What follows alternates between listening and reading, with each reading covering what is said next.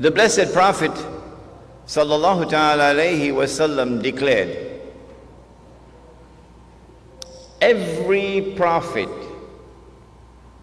warned his people about the Antichrist, about Dajjal, the false Messiah. And the prophet Noah warned his people. But I say to you something that none have said before me. The Antichrist sees with one eye, his left eye. He's blind in the right eye. It looks like a bulging grape. But your Lord is not one-eyed. He spoke about his experience as a Prophet ﷺ. Hadith is in Sahih Muslim, and the Prophet said to the people, sit down in the masjid. I have something to say to you. Tamim Dari came to me and told me something about Dajjal which confirms what I've been saying to you. And now we have the event from the lips of the Prophet ﷺ.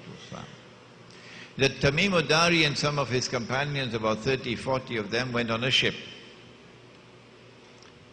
And a storm came and drove them on the seas for a whole month. And after 1 month of travel, they came to an island. And when they got on shore, they were confronted by a very hairy beast. So much hair. Now you're going to have to excuse me for this one. So much hair, you couldn't tell which side was head and which side was tail. Like you have problems now in Lower Manhattan to tell who is a man and who is a woman.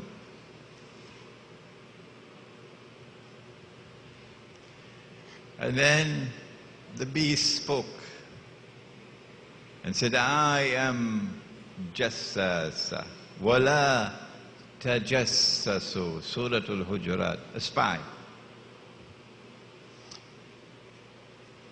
And said, there's someone waiting to see you, pointing to a monastery which is lying in ruins. So they hurried to the monastery which was lying in ruins. And there they came across a man, powerfully built, in chains,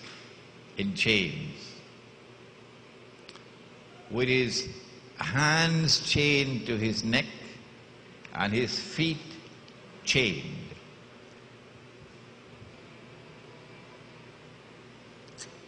And there was Dajjal,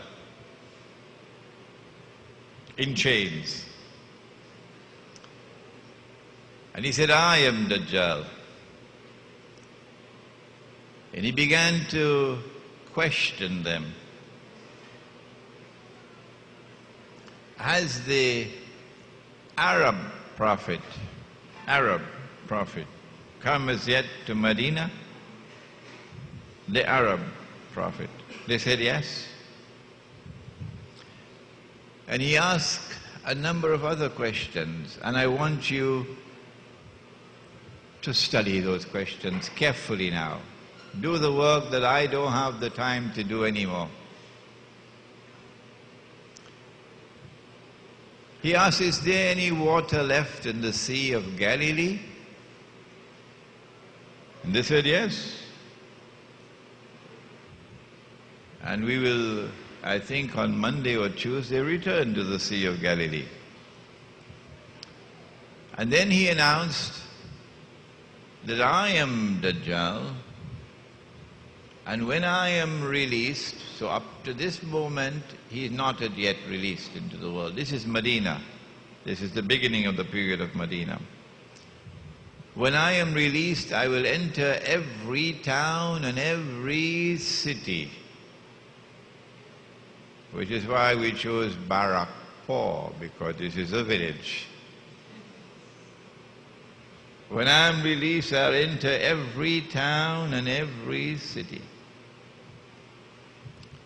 But I'll not be allowed to enter Mecca and Medina, or the angels will guard me. This is a profoundly important hadith. Prophet Muhammad ﷺ went on to say that when Dajjal is released, he'll live on earth for 40 days. One day like a year, one day like a month, one day like a week. وَسَائِرُ أَيَّامِهِ كَأَيَّامِكُمْ. And all his days, meaning all the rest of his days, like your days.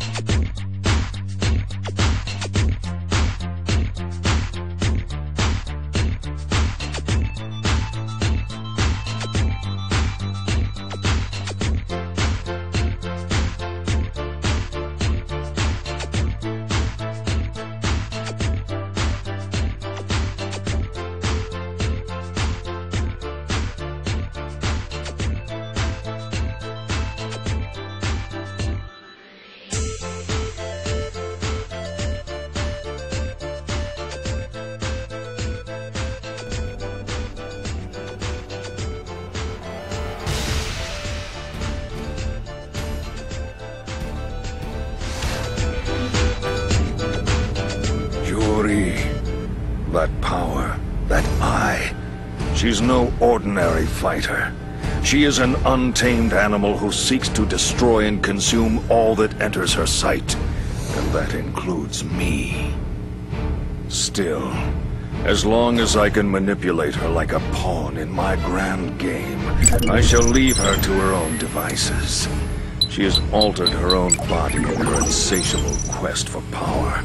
She respects no law, no morality. She does whatever it takes to achieve her goals and quench her limitless thirst. In that way, she's no different from me. Of course, all of humanity walks that path, whether they admit it or not. Strip away the restrictions of law and common decency, and it becomes clear that the engine that drives humanity is their own selfish ambition. To achieve one's own goals necessitates trampling those of others underfoot. Yet mankind is all too anxious to label those who would do so as evil. What tragic irony. Humanity's defeat at my hands will serve to strengthen me. I will be baptized in the fire of their unabashed ambition and be born anew, ready to usher in a new age, free from the restrictions of artificial morality. I can then hunt down this emotionless animal for sport and put her down for good.